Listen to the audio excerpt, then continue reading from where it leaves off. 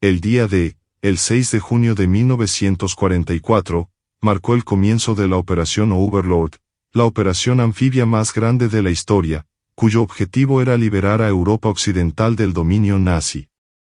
El evento fue el resultado de una planificación detallada y compleja, que implicó meses de preparación, espionaje, desinformación y coordinación de tropas de varios países aliados. La estrategia aliada se basó en dos objetivos principales: crear una cabeza de puente sólida en Normandía y engañar a las fuerzas alemanas sobre la verdadera ubicación del ataque. Para ello se puso en marcha la Operación Fortaleza, un plan de desinformación que hizo creer a los nazis que la invasión se produciría en Paso de Calais, una región más al norte. Esta operación utilizó movimientos de tropas falsos, radios falsas que transmitían mensajes engañosos e incluso un ejército ficticio dirigido por el general George Patton. Los alemanes, creyendo el engaño, concentraron sus defensas en esta zona, dejando a Normandía menos protegida. El día del ataque, las condiciones meteorológicas adversas casi pospusieron la operación. Los fuertes vientos y el mar agitado dificultaron la navegación de los barcos y crearon incertidumbre para los comandantes aliados.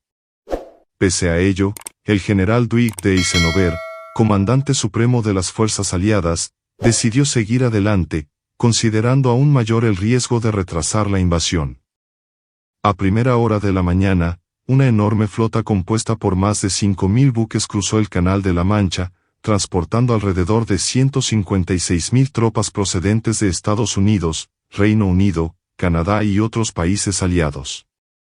Antes de los desembarcos, los aliados lanzaron una ofensiva aérea masiva, con alrededor de 11.000 aviones bombardeando posiciones alemanas y arrojando tropas aerotransportadas detrás de las líneas enemigas. A los paracaidistas de las divisiones 82 y 101 de Estados Unidos, así como a los británicos, se les encomendó la tarea de desorganizar las comunicaciones alemanas y capturar puentes y carreteras estratégicas. El desembarco principal se dividió en 5 playas: Utah, Omaha, Gold, Juno y Sword, cada una con un objetivo específico. En Utah Beach, las fuerzas estadounidenses enfrentaron una resistencia relativamente ligera y rápidamente avanzaron tierra adentro. Sin embargo, en Omaha Beach la historia fue muy diferente. Las defensas alemanas fortificadas, el intenso fuego de ametralladora y los obstáculos cuidadosamente colocados convirtieron a Omaha en un verdadero campo de exterminio. Las primeras oleadas de soldados estadounidenses sufrieron numerosas bajas, pero gracias a su coraje y determinación, los hombres pudieron romper las defensas y avanzar lentamente. Las playas británica y canadiense, Gold, Juno y Sword, enfrentaron desafíos similares, pero con un éxito moderado. En Gold, los británicos avanzaron para capturar la ciudad de Bayou, mientras que en Juno, las tropas canadienses lucharon ferozmente contra la 716ª División de Infantería Alemana.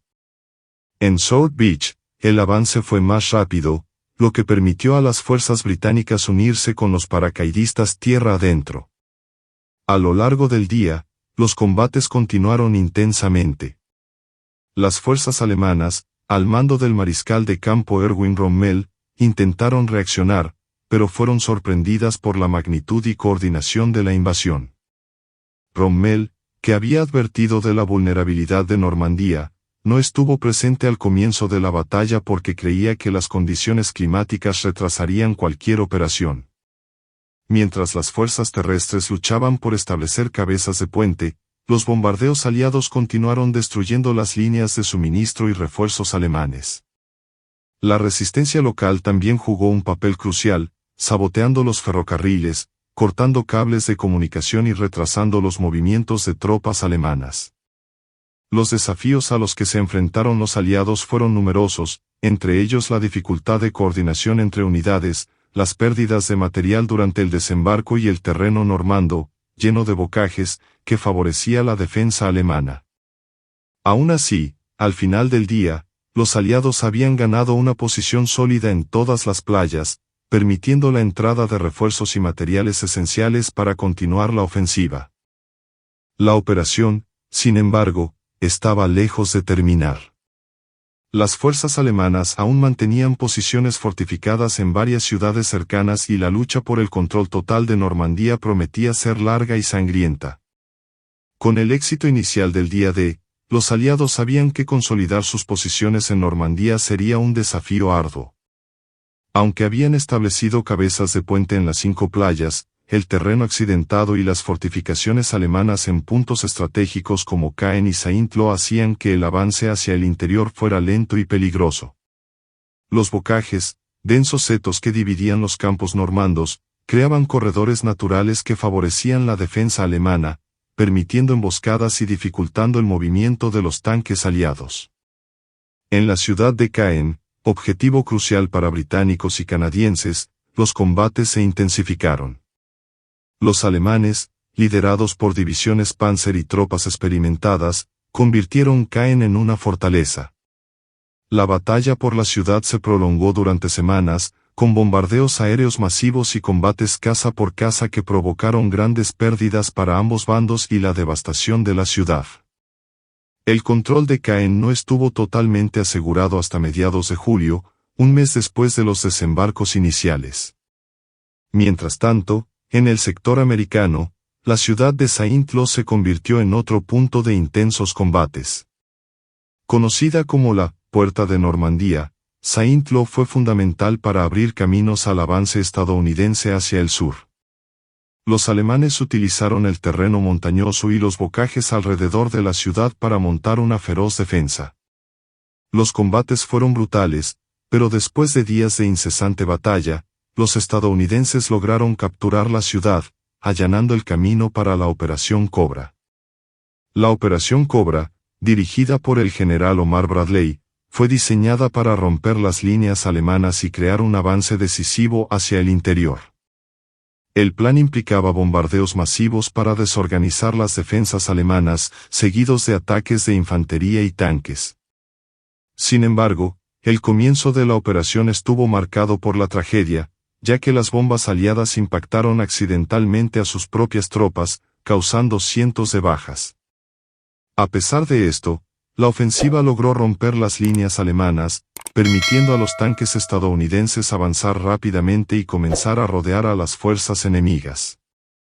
A medida que los estadounidenses avanzaban por el sur, los británicos y canadienses lanzaron una serie de operaciones para mantener ocupadas a las fuerzas alemanas en el norte. Esto incluyó la Operación Goodwood, un ataque con tanques que enfrentó una fuerte resistencia alemana y sufrió pérdidas significativas, pero ayudó a distraer a los alemanes y aliviar la presión sobre otras áreas del frente. A lo largo de julio y agosto, la resistencia alemana comenzó a desmoronarse. El asedio de Felasse, una de las batallas más decisivas de la campaña, provocó la destrucción de gran parte del ejército alemán en Normandía. Las fuerzas aliadas lograron rodear a decenas de miles de soldados alemanes, causando numerosas bajas y capturando a muchos más. A pesar de esto, miles de alemanes lograron escapar y retirarse para reforzar las defensas de la línea Siegfried. El avance aliado a través de Normandía estuvo marcado no solo por feroces combates sino también por escenas de destrucción generalizada. Ciudades y pueblos quedaron en ruinas y miles de civiles franceses pagaron el precio de la liberación. Los bombardeos aéreos, la artillería pesada y los combates urbanos provocaron grandes pérdidas humanas y materiales. Aún así, la población local a menudo apoyó a los aliados, proporcionándoles información y ayuda clandestina. A medida que avanzaba agosto, los aliados comenzaron a avanzar hacia París. La liberación de la capital francesa, encabezada por el general Charles de Gaulle y las fuerzas de la Francia Libre, se convirtió en una prioridad simbólica y estratégica. A finales de agosto, los aliados entraron en París sin encontrar mucha resistencia, ya que las fuerzas alemanas, ya agotadas y desorganizadas, estaban en retirada. La liberación de París marcó un punto de inflexión emocional y político, galvanizando el apoyo a los aliados en todo el mundo. Sin embargo, la victoria en Normandía tuvo un coste enorme. Los aliados sufrieron más de 200.000 bajas, entre muertos, heridos y desaparecidos, mientras que las pérdidas alemanas fueron aún mayores. A pesar de las dificultades, el éxito de la Operación Overlord allanó el camino para la liberación de Europa Occidental, permitiendo a las fuerzas aliadas avanzar hacia Alemania. Aún quedaba mucho por delante. Batallas posteriores, como la ofensiva de las Ardenas y el cruce del Rin, demostrarían que la guerra estaba lejos de terminar. Pero el día D y la campaña de Normandía siguieron siendo un testimonio del coraje, el sacrificio y la determinación de los soldados aliados, así como el comienzo del fin del régimen nazi. Después de la liberación de París, el avance aliado hacia el este continuó a buen ritmo, pero la euforia inicial comenzó a dar paso a la dura realidad de mantener la presión sobre el ejército alemán. Las fuerzas nazis, aunque debilitadas, todavía eran capaces de oponer una feroz resistencia.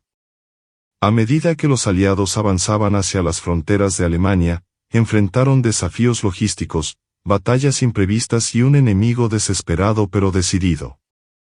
El ejército alemán, bajo el mando de Adolf Hitler y sus generales, comenzó a reorganizar sus fuerzas en líneas defensivas estratégicas como la línea Siegfried, una vasta red de fortificaciones y búnkeres a lo largo de la frontera occidental de Alemania. Al mismo tiempo, Hitler centró sus esfuerzos en producir armas avanzadas, como los cohetes V-1 y V-2, que se lanzaban contra ciudades aliadas en un intento de desestabilizar la moral de la población civil. Para los aliados, el avance estuvo acompañado de crecientes dificultades logísticas. Las líneas de suministro, que se extendían desde las playas de Normandía hasta el interior de Francia, empezaron a verse tensas. Se necesitaban grandes cantidades de combustible, municiones y alimentos, y los convoys sufrieron retrasos debido a las carreteras destruidas y los ataques alemanes. La operación del puerto de Cherburgo, que había sido capturado poco después del día D, fue insuficiente para satisfacer la demanda y la necesidad de capturar puertos adicionales se convirtió en una prioridad. En este contexto, la batalla de Amberes surgió como un hito importante. El puerto belga, con su ubicación estratégica en el Mar del Norte, era fundamental para el abastecimiento de las fuerzas aliadas. Sin embargo, antes de que los aliados pudieran utilizar el puerto, era necesario limpiar el estuario del río Escalda, que estaba intensamente minado y defendido por los alemanes. La batalla fue larga y ardua, involucró a las fuerzas canadienses en intensos combates y pérdidas significativas, pero finalmente se aseguró el control de Amberes a fines de 1944, aliviando algunas de las presiones logísticas. Mientras tanto, la resistencia alemana se endureció a medida que se acercaba el invierno. El terreno embarrado y las severas condiciones climáticas retrasaron el progreso aliado. Fue en este contexto que los alemanes lanzaron una contraofensiva sorpresa en las Ardenas en diciembre de 1944, conocida como la Batalla de las Ardenas. Hitler esperaba dividir las fuerzas aliadas, capturar el vital puerto de Amberes y forzar una negociación de paz favorable a Alemania. La ofensiva alemana comenzó con un ataque masivo a un sector relativamente tranquilo de la línea aliada. El ataque inicial tomó por sorpresa a los aliados y las tropas estadounidenses, que constituían la mayor parte de las fuerzas en el sector, fueron rechazadas. Rodeadas en Bastogne, las tropas de la 101ª División Aerotransportada resistieron heroicamente, incluso en condiciones desesperadas de frío, hambre y bombardeos incesantes. La resistencia en Bastoña se convirtió en un símbolo de la resistencia aliada. Cuando los alemanes exigieron la rendición, el general estadounidense Anthony M. Seulife respondió con la icónica palabra, locos. Algo como, de ninguna manera. La llegada del Tercer Ejército, dirigido por el general George Patton, rompió el asedio y cambió el rumbo de la batalla. Después de semanas de intensos combates y numerosas bajas en ambos bandos, los alemanes se vieron obligados a retirarse, habiendo agotado sus reservas de hombres y materiales en una ofensiva fallida. Con el fracaso de la ofensiva de las Ardenas, los aliados recuperaron la iniciativa. El avance hacia el Rin se convirtió en el siguiente objetivo estratégico. Cruzar el Rin fue un paso fundamental para entrar en Alemania propiamente dicha y llevar la guerra al corazón del Tercer Reich. El uso de puentes, como el famoso puente de Ramigen, permitió a las tropas aliadas cruzar el río más rápidamente de lo que los alemanes podían reaccionar. En el este, los soviéticos avanzaban rápidamente hacia Berlín, creando una inmensa presión sobre las fuerzas alemanas. Los aliados occidentales sabían que necesitaban mantener su impulso para evitar que los soviéticos ocuparan toda Alemania y establecieran control sobre Europa Central. Este contexto estratégico dio forma a la fase final de la guerra en Europa. A lo largo de 1945, los aliados liberaron los últimos territorios ocupados, descubrieron los horrores de los campos de concentración nazis y comenzaron a afrontar el colapso total del régimen alemán. Cada avance trajo no solo logros estratégicos sino también el peso emocional de presenciar la destrucción causada por años de guerra. Mientras tanto, comenzaron a discutirse los preparativos para la rendición final de Alemania, pero los combates continuaron encarnizados hasta los últimos días. Cuando comenzó 1945, el Tercer Reich estaba colapsando. El avance simultáneo de los aliados occidentales y los soviéticos dejó a Alemania cada vez más comprimida en una situación insostenible. A pesar de ello, Hitler se negó a admitir la derrota, ordenando contraataques desesperados y manteniendo a sus tropas en total resistencia, incluso ante un escenario irremediablemente perdido. Después de cruzar el Rin en marzo de 1945, las fuerzas aliadas avanzaron rápidamente hacia el corazón de Alemania. El ejército de los Estados Unidos, al mando del general Omar Bradley, encabezó la carga hacia el sur y el centro del país, mientras que las fuerzas británicas, al mando de Bernard Montgomery, se concentraron en el norte. En el camino, las fuerzas aliadas liberaron cientos de ciudades y pueblos que habían estado dominados por el régimen nazi. En cada sitio encontraron pruebas devastadoras de las atrocidades cometidas, incluidos campos de concentración y trabajos forzados. El campo de concentración de Buchenwald fue uno de los primeros liberados por las fuerzas estadounidenses. Las imágenes y los informes de las condiciones inhumanas allí conmocionaron al mundo y revelaron el verdadero alcance del genocidio perpetrado por los nazis. A medida que se descubrieron más campos, los aliados tuvieron claro que la guerra no era solo contra una maquinaria militar, sino contra un régimen responsable de crímenes atroces contra la humanidad. En el lado oriental, el Ejército Rojo continuó su implacable ofensiva. Después de la victoria en la Batalla de Berlín, librada entre abril y mayo de 1945, los soviéticos capturaron la capital alemana, marcando el colapso simbólico del régimen nazi. Durante la batalla, el asedio de la ciudad fue brutal, con combates cuerpo a cuerpo en las calles y miles de civiles atrapados en el fuego cruzado. Hitler, cada vez más aislado en su búnker bajo la Cancillería del Reich, vio acercarse el asedio y, el 30 de abril de 1945, se suicidó junto a Eva Braun, su compañera de toda la vida. Su muerte marcó el fin definitivo del Tercer Reich. Mientras tanto, los aliados occidentales avanzaron para ocupar el resto de Alemania. El 7 de mayo de 1945, en la ciudad francesa de Reims, representantes del alto mando alemán firmaron la rendición incondicional a las fuerzas aliadas. Al día siguiente, 8 de mayo, se ratificó la rendición en Berlín, marcando lo que se conoció como el Día de la Victoria en Europa, o Día VE. Aunque la guerra en Europa había terminado, los aliados sabían que todavía había una lucha por delante en el Pacífico contra Japón. La transición del foco de la guerra a Asia trajo nuevos desafíos logísticos y militares, pero el alivio por la victoria en Europa fue un alivio.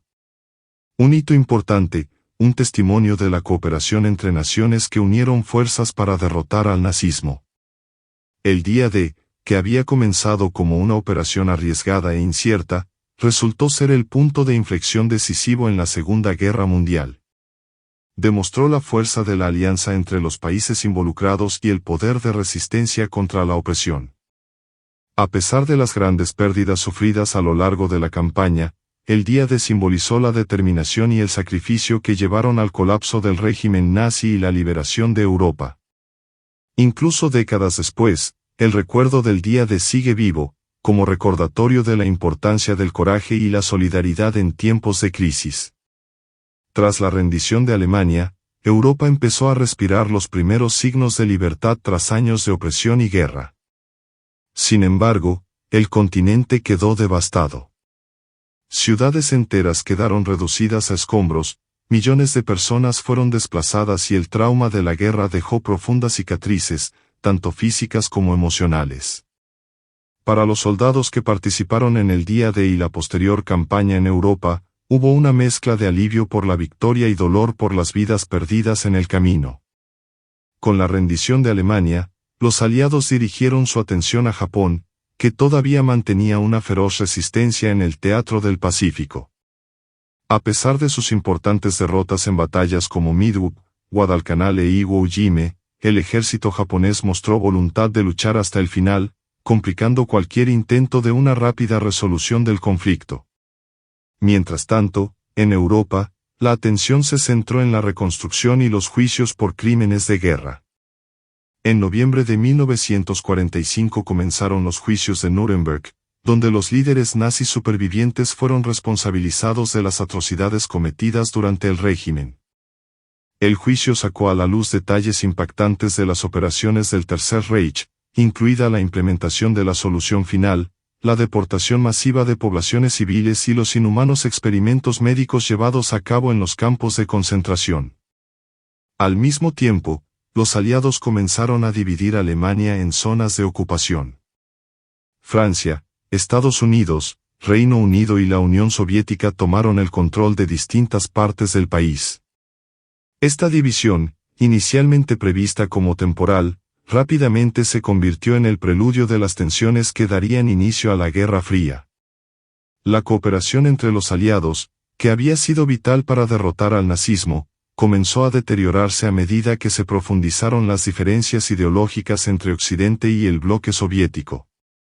En los meses y años siguientes, el Día D llegó a ser visto como uno de los mayores triunfos de la cooperación internacional, un esfuerzo conjunto que unió a las naciones en torno a un objetivo común.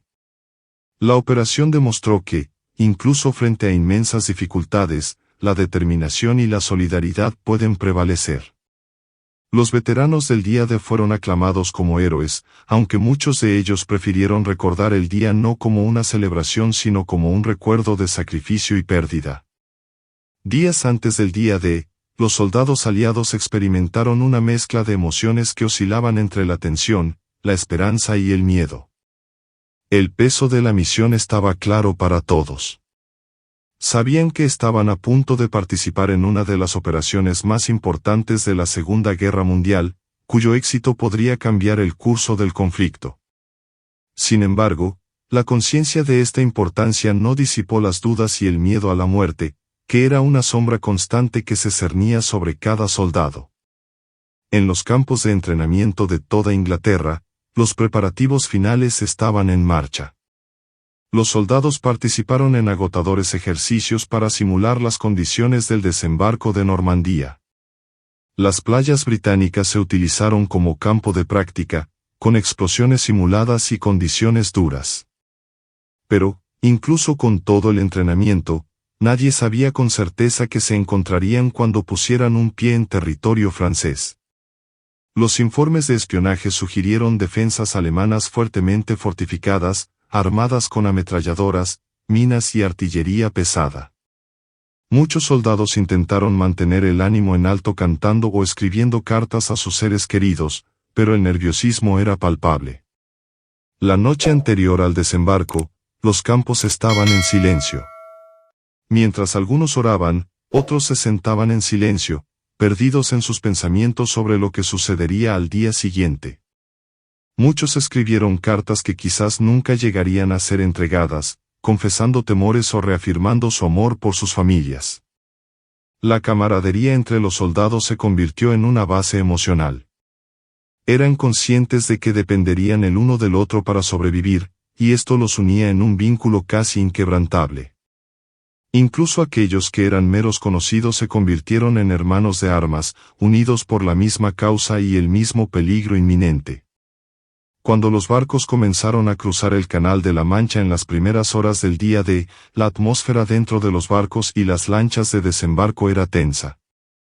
Muchos soldados se marearon debido al mar embravecido. Otros, especialmente los más jóvenes e inexpertos, no pudieron ocultar su terror. El sonido de las olas solo era interrumpido por el murmullo de oraciones y el sonido metálico del equipo al ajustarse. Cada uno afrontó el momento a su manera, algunos lucharon por parecer confiados, bromeando nerviosamente con sus compañeros, mientras que otros miraban al vacío, tratando de prepararse mentalmente para el caos que estaba por venir. Cuando los barcos se acercaron a las playas, el escenario se volvió apocalíptico. Los primeros disparos de la artillería alemana comenzaron a alcanzar los barcos cuando aún estaban en el mar, hundiendo muchos de ellos antes incluso de llegar a la costa. Los soldados que lograron desembarcar pronto se dieron cuenta de que se adentraban en un infierno de balas y explosiones. Las ametralladoras alemanas, situadas en búnkeres estratégicamente situados, barrían la playa con fuego incesante. Muchos soldados apenas pudieron salir de los barcos cuando fueron alcanzados. Los cuerpos cayeron por todas partes y el mar se tiñó de rojo. Quienes lograron llegar a la playa enfrentaron otros desafíos. Barricadas, alambres de púas, minas y cráteres de bombas hacían casi imposible el avance. Muchos se tiraron al suelo, tratando de encontrar refugio donde pudieran, mientras otros se agrupaban para planificar su próximo movimiento. La mente de cada soldado estaba alborotada. Algunos quedaron paralizados por el miedo, otros impulsados por pura adrenalina. La instrucción, sigue adelante, fue el único pensamiento que pudo atravesar el caos. La supervivencia dependía de mantener la calma y seguir órdenes, pero para muchos, la brutal realidad de la guerra era abrumadora. A pesar de la desesperación, hubo momentos de extraordinario heroísmo. Los soldados ignoraron el fuego enemigo para ayudar a sus camaradas heridos. Los líderes surgieron espontáneamente y reunieron pequeños grupos para atacar posiciones enemigas. Muchos se enfrentaron directamente a las ametralladoras, portando explosivos para destruir los búnkeres y despejar el camino a los que estaban detrás. En medio del caos, algunos encontraron fuerza en los rostros de sus compañeros. La camaradería forjada durante los días anteriores resultó vital ya que nadie quería dejar atrás a sus amigos. El miedo era constante, pero mezclado con una determinación feroz. Los soldados sabían que no podían retirarse. Eran conscientes de que si fracasaban, las consecuencias serían desastrosas para toda la campaña. Esta idea los impulsó a seguir adelante, incluso cuando todo parecía perdido. Muchos admitirían más tarde que no sabían cómo se las arreglaban para seguir adelante. Era como si cada paso fuera impulsado por una fuerza que trascendía el miedo y la lógica. Cuando cayó la noche en las playas de Normandía, el escenario era de destrucción, pero también de victoria parcial. Los aliados habían logrado establecer cabezas de puente a pesar de las enormes bajas. Para muchos soldados que sobrevivieron, la realidad de lo que habían enfrentado recién entonces comenzó a hacerse presente. Las playas estaban sembradas de cadáveres, tanto de camaradas como de enemigos, y la magnitud del sacrificio era abrumador. El agotamiento físico y mental era total, pero también había una sensación de alivio, habían sobrevivido a lo peor. Sin embargo, para muchos de ellos la guerra apenas comenzaba. Lo que enfrentaron ese día los marcaría para siempre. Los líderes que comandaron la operación del día D eran una mezcla de estrategas brillantes, comandantes experimentados y figuras que se convirtieron en símbolos de la determinación aliada. Cada uno jugó un papel crucial tanto en la planificación como en la ejecución de la invasión, y sus decisiones fueron fundamentales para el éxito de la misión. Entre ellos se destacaron Dwight D. Eisenhower, Bernard Montgomery, Omar Bradley, Trafford Lake Mallory y muchos otros que dirigieron diferentes aspectos de la operación. El general Dwight D. Eisenhower, comandante supremo de las fuerzas expedicionarias aliadas, fue el principal arquitecto de la operación Overlord. Su liderazgo tranquilo y firme inspiró confianza entre sus subordinados y soldados. Eisenhower era conocido por su capacidad para mediar en las complejas relaciones entre líderes aliados, como el británico Winston Churchill y el estadounidense Franklin D. Roosevelt, así como por tratar con las diferentes personalidades y estrategias de los comandantes militares. Antes del día D, Eisenhower escribió una carta a los soldados animándolos y destacando la importancia histórica de su misión. El peso de la responsabilidad era enorme, pero estaba dispuesto a asumir la culpa si la invasión fracasaba. Incluso escribió un breve mensaje asumiendo la responsabilidad del fracaso si fracasaba. Afortunadamente nunca tuvo que usarlo. En el lado británico, el mariscal Bernard Montgomery, o Manty, como se le conocía, fue el principal comandante de las fuerzas terrestres aliadas durante el día de Montgomery. Tenía fama de ser meticuloso y, a menudo, testarudo, pero su capacidad para planificar y ejecutar las operaciones terrestres eran indiscutibles.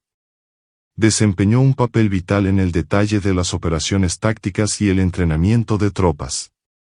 Montgomery supervisó la coordinación de las fuerzas que desembarcarían en las playas británicas y canadienses, Gold, Juno y Sword, y trabajó para garantizar que los avances terrestres se llevaran a cabo según lo previsto. Aunque hubo frecuentes tensiones entre Montgomery y otros líderes aliados, especialmente estadounidenses como Patton, su visión y mando resultaron esenciales para el éxito. El general Omar Bradley, comandante del primer ejército de Estados Unidos, dirigió las tropas estadounidenses que desembarcaron en Omaha, Utah. Bradley fue un líder conocido por su cercanía a los soldados y su estilo pragmático. Rápidamente comprendió los desafíos que enfrentaba Omaha, donde las defensas alemanas eran más fuertes de lo esperado, y tomó decisiones críticas para reforzar las tropas y continuar avanzando, incluso frente a bajas devastadoras. Su liderazgo fue crucial para transformar Omaha Beach, inicialmente un campo de matanza, en una exitosa cabeza de playa. Trafford Lake Mallory, el comandante de las Fuerzas Aéreas Aliadas, jugó un papel esencial en la operación de bombardeo y apoyo aéreo durante el día D. Aunque hubo críticas sobre la eficacia inicial de los bombardeos sobre las defensas alemanas, la superioridad aérea aliada aseguró que a las tropas nazis se les impidió movilizar rápidamente refuerzos a Normandía. Además, los paracaidistas y planeadores lanzados detrás de las líneas enemigas, bajo su mando, realizaron misiones cruciales para desorganizar las defensas alemanas. Otro líder importante fue el almirante Bertram Ramsay, quien dirigió las operaciones navales. Fue responsable de coordinar la gigantesca flota que transportaba tropas a través del Canal de la Mancha y brindó apoyo naval con bombardeos contra posiciones alemanas. Ramsay, un estratega naval muy respetado, supervisó el movimiento de más de 5.000 embarcaciones, desde pequeñas lanchas de desembarco hasta acorazados y cruceros, asegurándose de que los soldados llegaran a las playas con la mejor protección posible. Del lado alemán, el mariscal de campo Erwin Rommel, uno de los comandantes más renombrados de la Wehrmacht, dirigió las defensas en el Atlántico. Rommel, conocido como el «zorro del desierto», por sus exitosas campañas en el norte de África, había tomado el mando de las fortificaciones costeras francesas a finales de 1943. Sabía que una invasión era inminente e insistió en reforzar las defensas costeras, creando lo que se conoció como el Muro Atlántico. Sin embargo, Rommel se enfrentó a serios problemas, falta de recursos, dificultades para movilizar refuerzos y constantes desacuerdos con Hitler sobre la estrategia de defensa. El día D, Rommel no estaba en Normandía, creyendo que el mal tiempo retrasaría la invasión, lo que supuso un duro golpe para la eficacia de la respuesta alemana. Adolf Hitler, aunque no participó directamente en las operaciones del día D, jugó un papel importante en la desorganización de la respuesta alemana. Insistió en mantener el control directo sobre el movimiento de tropas y blindados, pero el día de la invasión estaba dormido y sus subordinados dudaron en despertarlo. Como resultado, las divisiones Panzer, vitales para contener el avance aliado, quedaron paralizadas durante preciosas horas mientras esperaba sus órdenes. Este fracaso, combinado con la eficacia de los líderes aliados, contribuyó al éxito del desembarco. Los líderes aliados y alemanes el día D fueron piezas centrales de un tablero de ajedrez complejo y mortífero. Sus decisiones, estrategias y personalidades moldearon no solo el curso de esa batalla, sino también el destino de la guerra. Cada uno de ellos enfrentó presiones inimaginables, y la forma en que manejaron esas presiones determinó el resultado de una de las operaciones más importantes de la historia moderna. La tecnología jugó un papel crucial en la batalla del día D, tanto en la planificación como en la ejecución de la operación. La magnitud y complejidad de la operación Overlord requirieron innovaciones tecnológicas y la adaptación del equipo militar para hacer frente a los desafíos únicos de la invasión anfibia. Desde desembarcos en playas hasta apoyo aéreo y logística, las tecnologías desarrolladas por los aliados fueron fundamentales para el éxito. Uno de los avances más significativos fue el desarrollo de buques de desembarco especializados. Las lanchas de desembarco, LCT y LCI, diseñadas para transportar tropas, tanques y vehículos directamente a las playas, marcaron un hito en la ingeniería militar. Entre estas embarcaciones se encontraba el famoso LCVP, Landing Craft Vehicle, Parsenel, conocido como barco Higgins, que permitía a los soldados desembarcar directamente en la arena, gracias a su rampa frontal. Estos barcos, aunque vulnerables a los ataques alemanes, eran vitales para el transporte masivo de tropas. Además, los aliados introdujeron una serie de vehículos innovadores conocidos como tanques o Bards Fannies. Estos tanques modificados fueron diseñados para superar los obstáculos específicos de las playas de Normandía. Algunos de ellos, como el tanque Sherman Duplex Drive, DD, podrían flotar y moverse en el agua para facilitar los aterrizajes. Otros, como los tanques lanzallamas Crocodile, se utilizaron para destruir búnkeres alemanes, mientras que los tanques con orugas, Boubin, ayudaron a crear caminos seguros sobre minas y terrenos difíciles. Estos tanques adaptados fueron especialmente útiles en playas como Gold, Juno y Sword, donde las defensas alemanas estaban bien estructuradas. La superioridad aérea aliada fue otro factor tecnológico decisivo. La aviación aliada jugó un papel central en el bombardeo de las posiciones alemanas antes y durante los desembarcos. Aviones como el bombardero B-17 Flying Fortress y el B-24 Liberator llevaron a cabo ataques masivos para debilitar las defensas costeras. Aunque la precisión de los bombardeos fue limitada en algunos sectores, como la playa de Omaha, el impacto psicológico en los defensores alemanes fue significativo. Además, cazas como el P-51 Mustang y el Spitfire garantizaban la superioridad aérea, protegiendo a las tropas terrestres y a los convoys marítimos de los ataques de la Luftwaffe, la Fuerza Aérea Alemana. Otro aspecto vital fue el uso de tecnologías de radar y de inteligencia. Los aliados emplearon sistemas de radar avanzados para monitorear el tráfico marítimo y aéreo alemán, asegurando que pudieran detectar movimientos antes de la invasión. El cifrado también era esencial. El trabajo de descifrar el código Enigma realizado por los británicos en Bletchley Park proporcionó información crucial sobre los planes de defensa y los movimientos de tropas alemanes. Esto permitió a los comandantes aliados ajustar sus estrategias basándose en información de inteligencia precisa.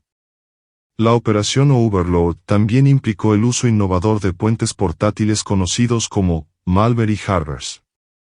Estos puertos artificiales fueron diseñados para resolver el problema de suministro permitiendo que los suministros se descargaran directamente en Normandía incluso sin acceso a puertos reales.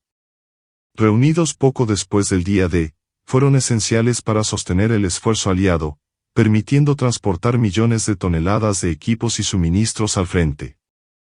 Para superar las barreras defensivas en las playas, los aliados emplearon tecnologías de demolición como el Bangalore Torpedo, una carga explosiva montada en un tubo que se utiliza para abrir caminos a través de alambre de púas y minas terrestres. Los ingenieros de combate también utilizaron detectores de minas y explosivos especializados para despejar las playas y permitir el avance de las tropas. Del lado alemán, la tecnología también jugó un papel importante, aunque limitado por la superioridad de los recursos aliados. Las defensas costeras alemanas incluían búnkeres fortificados equipados con cañones de gran calibre, minas terrestres, obstáculos antitanques y ametralladoras MG-42, conocidas por su devastadora cadencia de tiro. Además, los alemanes tenían sofisticados sistemas de comunicaciones y radares para monitorear las actividades a lo largo de la costa. Sin embargo, la capacidad alemana para responder rápidamente se vio comprometida por la interrupción de las comunicaciones debido a los bombardeos aliados y el sabotaje de la resistencia francesa. Los paracaidistas aliados, apostados detrás de las líneas enemigas, también se beneficiaron de tecnologías específicas, como radios portátiles para la coordinación y equipos de navegación para localizar zonas de aterrizaje. Aunque muchos paracaidistas se dispersaron durante los saltos, el equipo les permitió reorganizar pequeños grupos y llevar a cabo misiones cruciales como capturar puentes y desorganizar las defensas alemanas. La integración de todas estas tecnologías, vehículos, armas, aviación, ingeniería e inteligencia, fue una hazaña monumental de coordinación. La operación Overlord demostró que la victoria en el campo de batalla dependía no solo del coraje y la estrategia, sino también de la aplicación efectiva de la ciencia y la innovación. Sin estas tecnologías, el día D habría sido mucho más difícil y las bajas probablemente aún mayores. Esta combinación de avances tecnológicos y liderazgo estratégico aseguró que los aliados superaran las formidables defensas alemanas y cambiaran el curso de la Segunda Guerra Mundial. Aunque la tecnología jugó un papel clave en el éxito del día D, su eficacia no estuvo exenta de desafíos y limitaciones. Muchos de los equipos e innovaciones encontraron problemas inesperados cuando se enfrentaron a las duras realidades del campo de batalla. Estos reveses ponen de relieve cómo la improvisación y la adaptabilidad fueron tan importantes como los avances tecnológicos en el triunfo aliado. Uno de los ejemplos más significativos fue el uso de los tanques anfibios Sherman Duplex Drive, DD. Estos tanques fueron diseñados para nadar hasta la orilla con la ayuda de un faldón inflable y hélices. Aunque la idea era prometedora, las condiciones del mar el día D resultaron ser una prueba difícil. En Omaha Beach, fuertes olas y corrientes inesperadas provocaron que muchos de los tanques se hundieran antes de llegar a la playa, dejando a las tropas sin el apoyo blindado que esperaban. En Utah y otras playas, donde las condiciones eran más favorables, los tanques DD tuvieron más éxito, pero la pérdida de tantos vehículos en Omaha puso de relieve los límites de esta tecnología. Los bombardeos aéreos y navales que precedieron a los desembarcos también enfrentaron dificultades. Si bien causaron una destrucción significativa en algunas zonas, como las playas británicas y canadienses, en otras, como Omaha, el impacto fue menos efectivo. Muchos objetivos alemanes fortificados permanecieron intactos, lo que contribuyó al gran número de bajas entre las tropas estadounidenses que desembarcaron allí. Además, el uso de bombas pesadas provocó en ocasiones daños colaterales, afectando a aldeas cercanas e incluso creando cráteres que dificultaron el avance de los soldados. Los puertos artificiales de Mulberry fueron una de las innovaciones más impresionantes de la operación, pero también enfrentaron desafíos.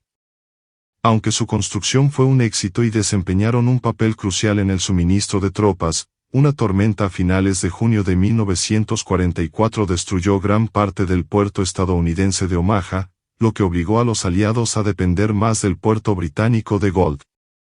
Esto ralentizó el ritmo de reabastecimiento y puso a prueba las capacidades logísticas de los comandantes aliados. Otro problema fue la dispersión de los paracaidistas durante los saltos nocturnos. A pesar del uso de tecnologías de navegación y señalización, los fuertes vientos y el fuego antiaéreo dispersaron a los soldados aerotransportados a zonas mucho más allá de las zonas de lanzamiento previstas. Esta dispersión tuvo consecuencias mixtas. Aunque dificultó la ejecución de algunos objetivos específicos, también creó confusión entre las tropas alemanas, que enfrentaron ataques inesperados de pequeños grupos de paracaidistas en varias direcciones. Del lado alemán, las tecnologías defensivas y la infraestructura del muro atlántico demostraron tanto fortalezas como debilidades. Los búnkeres fortificados, Las ametralladoras MG-42 y los campos minados representaban una verdadera amenaza para los invasores, especialmente en playas como Omaha. Sin embargo, la dependencia de órdenes centralizadas y la falta de movilidad de las reservas alemanas debilitaron su capacidad para reaccionar rápidamente ante la invasión. Además, la superioridad aérea aliada y los continuos ataques a las líneas de suministro alemanas limitaron el alcance y la eficacia de sus fuerzas. Uno de los factores tecnológicos menos discutidos pero increíblemente influyente fue el uso de la guerra electrónica y las operaciones de inteligencia. La operación de desinformación Fortitude, que utilizó comunicaciones falsas, radares e incluso tanques inflables para engañar a los alemanes, fue un triunfo tecnológico y psicológico. Convenció al alto mando alemán de que el desembarco principal se llevaría a cabo en Paso de Calais, no en Normandía, lo que los llevó a mantener tropas cruciales alejadas del lugar real de la invasión durante semanas después del día D. El papel de la comunicación en el campo de batalla también fue transformador. Los aliados utilizaron radios portátiles para coordinar tropas terrestres, apoyo aéreo y ataques navales en tiempo real. Estos sistemas, aunque rudimentarios para los estándares modernos, dieron a los comandantes una ventaja estratégica significativa, permitiéndoles ajustar rápidamente los planes y responder a las condiciones cambiantes del combate. Detrás de toda esta tecnología había una enorme red de ingenieros, científicos y técnicos que trabajaban incansablemente para garantizar que los soldados en el frente tuvieran las herramientas que necesitaban para superar las defensas alemanas. Desde pequeñas innovaciones como botas resistentes al agua hasta proyectos monumentales como Mulberry Harbors, cada pieza de tecnología fue un testimonio del esfuerzo colectivo y el ingenio de las fuerzas aliadas. A medida que se desarrollaba el día D, quedó claro que la tecnología, por muy avanzada que fuera, debía combinarse con el coraje humano, el liderazgo y la improvisación para lograr el éxito. Los soldados en tierra enfrentaron condiciones que ningún equipo podía predecir completamente, pero la combinación de innovación tecnológica y resiliencia humana resultó inquebrantable. El día D no fue solo una batalla de máquinas pero también de las mentes, donde la creatividad y la determinación triunfaron sobre dificultades aparentemente insuperables. Cuando Adolf Hitler recibió por primera vez la noticia de la invasión de Normandía, inicialmente no creyó que sería el principal ataque de los aliados.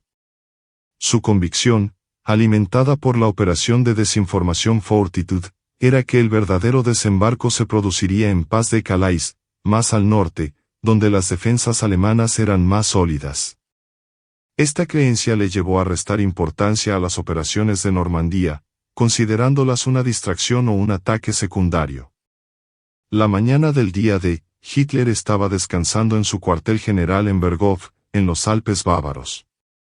A pesar de la urgencia de la situación, sus subordinados dudaron en despertarlo para informarle del desembarco aliado. Esta decisión se debió, en parte, al temor que tenían muchos generales y oficiales de contradecirlo.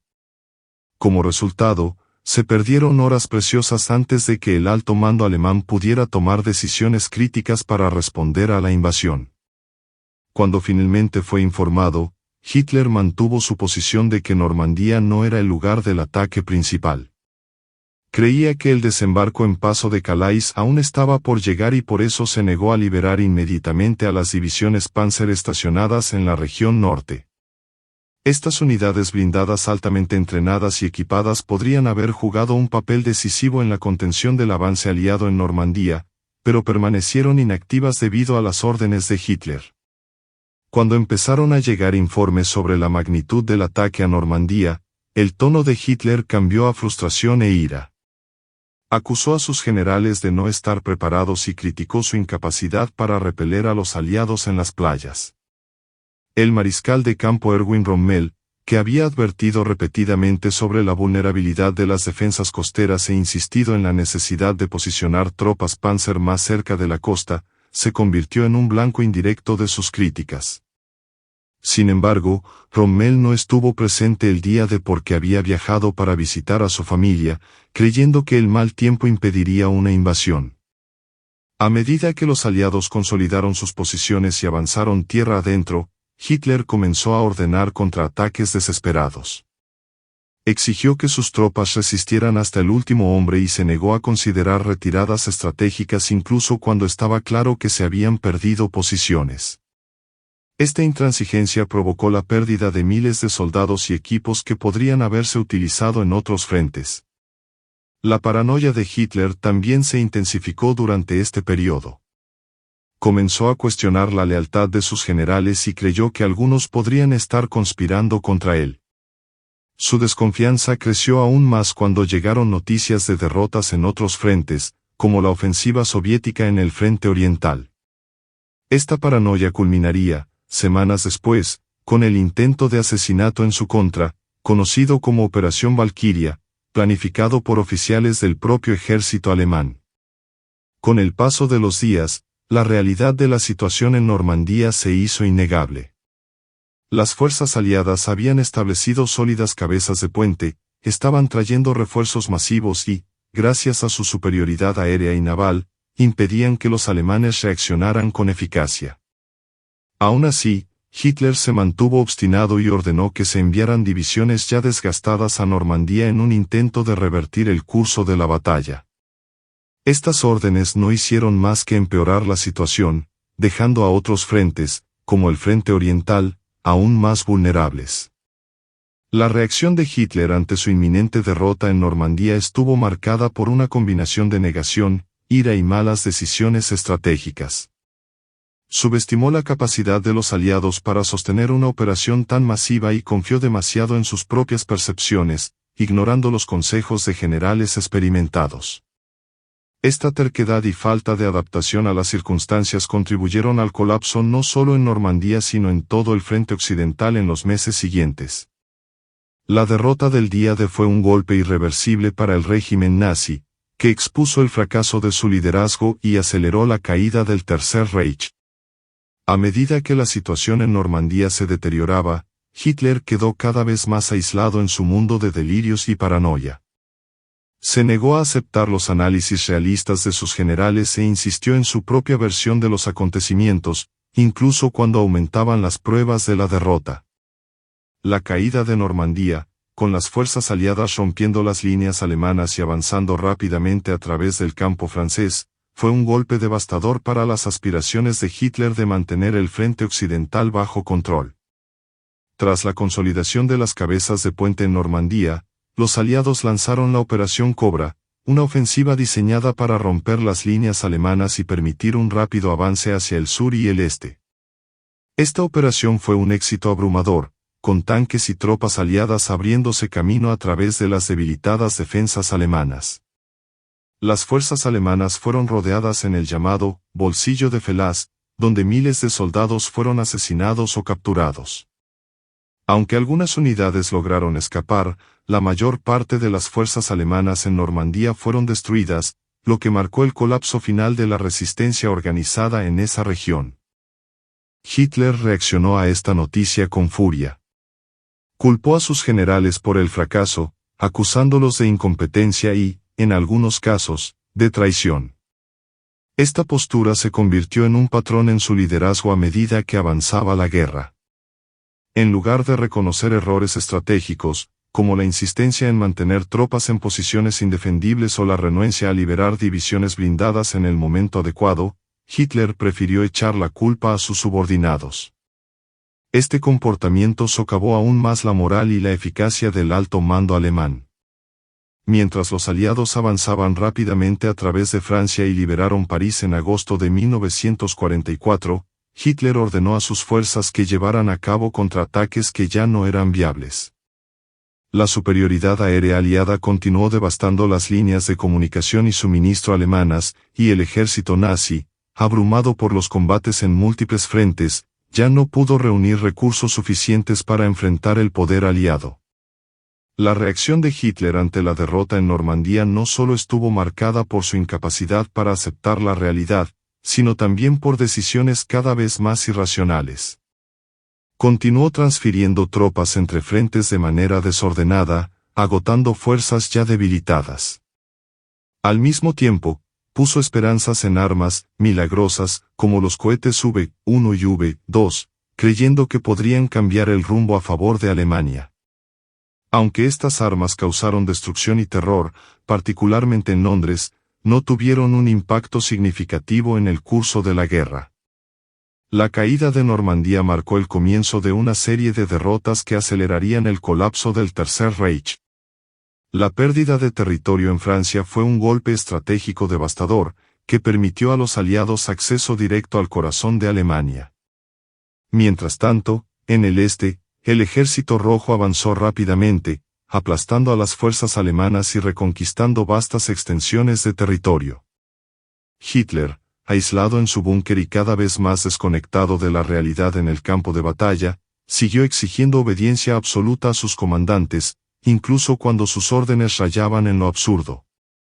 Se negó a autorizar retiradas estratégicas o cambios tácticos que podrían haber salvado vidas y prolongado la resistencia. Para muchos de sus generales, estaba claro que el liderazgo de Hitler fue una de las principales razones del colapso alemán.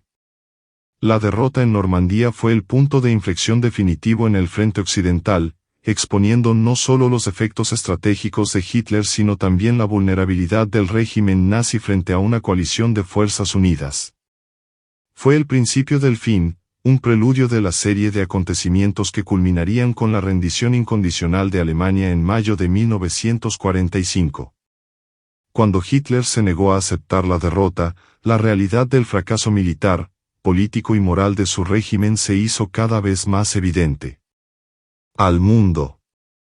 A medida que el impacto de la derrota en Normandía se extendió por toda Alemania, las fisuras en el régimen nazi comenzaron a ampliarse. La pérdida de tropas, equipamiento y territorio en Francia aceleró el desmoronamiento del control alemán en el frente occidental. A medida que los aliados avanzaban, Hitler se hundió cada vez más en la negación y la paranoia. Continuó dando órdenes poco realistas, insistiendo en que las fuerzas alemanas debían contraatacar y recuperar posiciones, incluso cuando sus unidades estaban completamente diezmadas o sin suministros. Con la liberación de París en agosto de 1944, lo que quedaba de las fuerzas alemanas en Francia se retiró apresuradamente hacia la frontera alemana. La operación Market Garden, lanzada por los aliados en septiembre, intentó acelerar el avance hacia el Rin, pero encontró una fuerte resistencia alemana. Aún así, el avance general de los aliados fue inexorable. Las ciudades importantes cayeron una tras otra y la línea defensiva alemana conocida como línea Siegfried comenzó a verse bajo presión. El destino del Reich estaba decidido, pero Hitler todavía se aferraba a esperanzas poco realistas. El impacto psicológico del fracaso en Normandía sobre Hitler fue profundo. Comenzó a aislarse aún más, reduciendo el número de reuniones con sus generales y confiando únicamente en un círculo cada vez más reducido de leales. A quienes se atrevían a señalar la gravedad de la situación, Hitler respondía con ira, despidos sumarios o, en algunos casos, acusaciones de traición. Generales experimentados como Erwin Rommel comenzaron a darse cuenta de que la guerra estaba perdida y que seguir luchando solo causaría más sufrimiento al pueblo alemán. Rommel, indirectamente involucrado en el complot para derrocar a Hitler, finalmente se vio obligado a suicidarse en octubre de 1944 después de que se descubriera su conexión con el complot. Mientras tanto, Hitler seguía invirtiendo en fantasías de invertir el curso de la guerra. Apostó por armas milagrosas, como los cohetes V-2 y los primeros aviones militares, como el Messerschmitt Me-262, que podrían, según dijo, cambiar el equilibrio de poder. Sin embargo, estas tecnologías llegaron demasiado tarde y en cantidades insuficientes para marcar una diferencia significativa en el campo de batalla. La derrota en Normandía también tuvo consecuencias políticas dentro de Alemania. La confianza del pueblo alemán en el régimen nazi comenzó a desmoronarse a medida que se acumulaban las derrotas. Los bombardeos aliados de ciudades alemanas aumentaron la presión sobre la población civil, destruyendo no solo la infraestructura sino también la moral. Para muchos, estaba claro que la guerra estaba llegando a su fin y las promesas de Hitler de una victoria final sonaban cada vez más vacías. A finales de 1944, Hitler ordenó una última gran ofensiva en el frente occidental, la Batalla de las Ardenas, conocida como la Batalla de las Ardenas. Esperaba que este ataque sorpresa dividiera a los ejércitos aliados y los obligara a negociar una paz favorable a Alemania.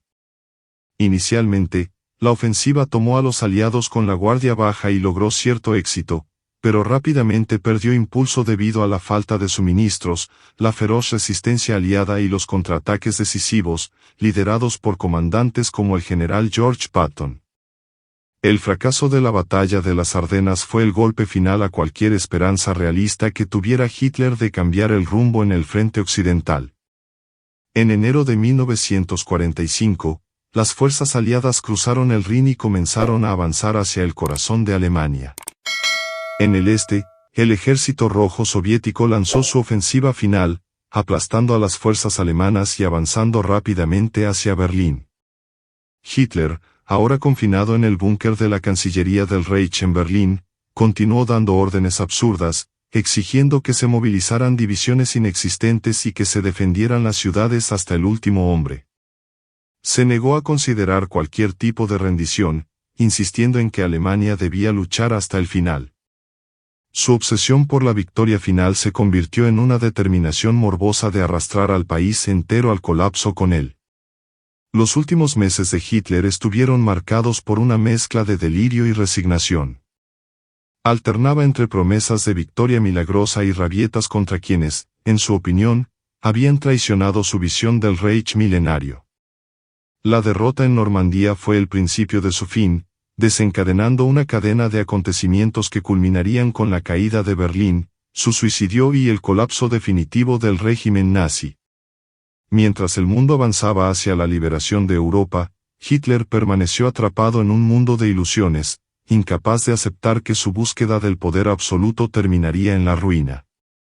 Con las fuerzas aliadas avanzando desde el oeste y el Ejército Rojo Soviético aplastando las líneas alemanas en el este, Alemania en 1945 estaba al borde del colapso total. La derrota en Normandía había iniciado una serie de desastres militares y estratégicos que culminaron con la invasión del territorio alemán por ambos bandos. Hitler, cada vez más aislado en su búnker subterráneo de Berlín, siguió dando órdenes sin sentido, exigiendo resistencia absoluta de un ejército que ya no existía en forma funcional. Berlín se convirtió en el escenario de la batalla final en Europa. Cuando los soviéticos rodearon la ciudad en abril de 1945, las condiciones dentro de la capital eran desesperadas. Tropas alemanas compuestas por soldados inexpertos, personas mayores e incluso adolescentes se enfrentaron a las fuerzas soviéticas en un combate brutal. Los incesantes bombardeos y el avance de los tanques rusos dejaron a Berlín en ruinas. La ciudad era un símbolo del inminente fin del Tercer Reich. En el búnker de la Cancillería del Reich, Hitler estaba rodeado por un pequeño grupo de leales, entre ellos su secretaria Traul Junge, Joseph Goebbels y otros nazis de alto rango. Pasaba sus días mirando mapas que mostraban ejércitos que ya no existían y discutiendo estrategias delirantes con generales que sabían que la guerra estaba perdida. Las noches estuvieron marcadas por rabietas, delirios de grandeza y un aislamiento cada vez mayor. El 22 de abril de 1945, Hitler finalmente reconoció que la guerra estaba perdida. Anunció que permanecería en Berlín hasta el final y que moriría en la capital. En los días siguientes, hizo sus últimos intentos de culpar a los alemanes por su fracaso, afirmando que el pueblo había sido débil y no merecía sobrevivir. Esta mentalidad destructiva se reflejó en sus órdenes de destruir infraestructura vital, un plan que llegó a conocerse como la política de tierra arrasada. Sin embargo, muchos funcionarios nazis ignoraron estas órdenes para preservar lo que quedaba de Alemania. El 29 de abril, Hitler se casó con Eva Braun en una sencilla ceremonia en un búnker. Ese mismo día dictó su testamento político, culpando a judíos, comunistas e incluso a sus propios generales de la derrota del Tercer Reich. Al día siguiente, 30 de abril, Hitler y Eva Braun se suicidaron. Hitler ingirió una cápsula de cianuro y se pegó un tiro, mientras Eva tomó cianuro. Sus cuerpos fueron quemados en el patio del búnker, tal como él había ordenado, para evitar que fueran capturados por los soviéticos. Unos días más tarde, el 2 de mayo de 1945, Berlín cayó oficialmente en manos del Ejército Rojo. El general alemán Helmut Weidling rindió la ciudad, poniendo fin a la resistencia organizada en la capital. El 7 de mayo, Alemania firmó su rendición incondicional en Reims, Francia, y el 8 de mayo se ratificó la rendición en Berlín, marcando el fin de la Segunda Guerra Mundial en Europa. Este día pasó a ser conocido como Día de la Victoria en Europa o Día VE. El colapso del Tercer Reich fue total. Alemania quedó dividida en zonas de ocupación entre los aliados y la Unión Soviética. El régimen nazi, que había prometido un Reich de 1000 años, duró solo 12 años y dejó un rastro de destrucción sin precedentes, millones de muertos, ciudades devastadas y la exposición de los horrores del Holocausto. La derrota de Hitler y el nazismo fue el resultado de una coalición de naciones que combinaron sus fuerzas, sacrificios y tecnologías para enfrentar la tiranía. La batalla de Normandía fue el principio del fin y demostró cómo el coraje, la innovación y la determinación podían vencer a un régimen que parecía, por un tiempo, invencible. Aunque la guerra en el Pacífico aún continuaba, el día D y sus consecuencias simbolizaron la liberación de Europa Occidental y el comienzo de un nuevo capítulo para el mundo. El legado de la guerra y sus lecciones siguen resonando, como un recordatorio de la importancia de resistir la opresión y la tiranía en todas sus formas. El día D, 6 de junio de 1944, sigue siendo uno de los momentos más emblemáticos y decisivos de la historia moderna.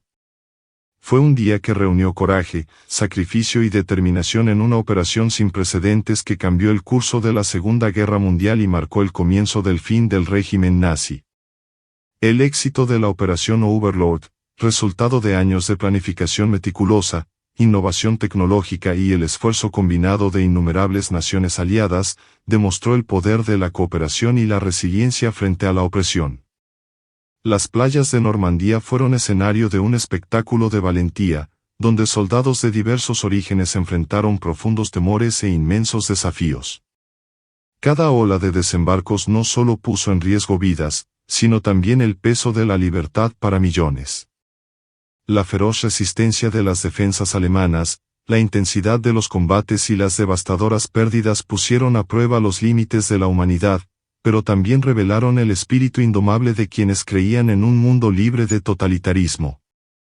Para Hitler y el Tercer Reich, el día D representó el comienzo de un colapso inevitable.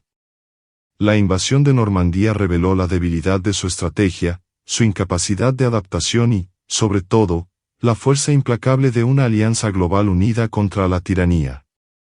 La reacción tardía, las decisiones equivocadas y la negación de la realidad no hicieron más que acelerar el colapso de un régimen que había sembrado el terror y la devastación durante años. El día D no fue solo una victoria militar. Se ha convertido en un símbolo de lo que la humanidad puede lograr cuando se une por una causa mayor. Fue una batalla por la libertad, la dignidad y la supervivencia de los ideales democráticos en un mundo amenazado por la oscuridad. Décadas después, su memoria persiste, no solo como una lección histórica, sino como un recordatorio del costo de la libertad y la necesidad de proteger los valores por los que tantos lucharon y murieron en ese día histórico. Hoy en día, las playas de Normandía están marcadas por monumentos y cementerios que honran a quienes lo dieron todo por un futuro mejor. El coraje de los soldados, el liderazgo de los comandantes y la fuerza del espíritu humano en ese día épico continúan resonando a través de generaciones, inspirando la lucha constante por la justicia y la libertad en un mundo aún marcado por desafíos. El día D no fue solo el comienzo del fin de la guerra, fue el triunfo de la esperanza sobre la desesperación, de la luz sobre la oscuridad y de la humanidad sobre la tiranía. Si te gustó esta apasionante y detallada historia sobre el día D, uno de los momentos más decisivos de la Segunda Guerra Mundial, aprovecha la oportunidad para apoyar nuestro trabajo. Suscríbete al canal, deja un me gusta. Aquí, continuamos brindándole narrativas históricas interesantes y bien investigadas. Tu registro marca la diferencia y nos motiva a seguir produciendo más contenido como este. Activa la campana para no perderte ninguna historia nueva y acompáñanos en este viaje por el pasado, recordando momentos que marcaron el mundo. Gracias por mirar y hasta la próxima.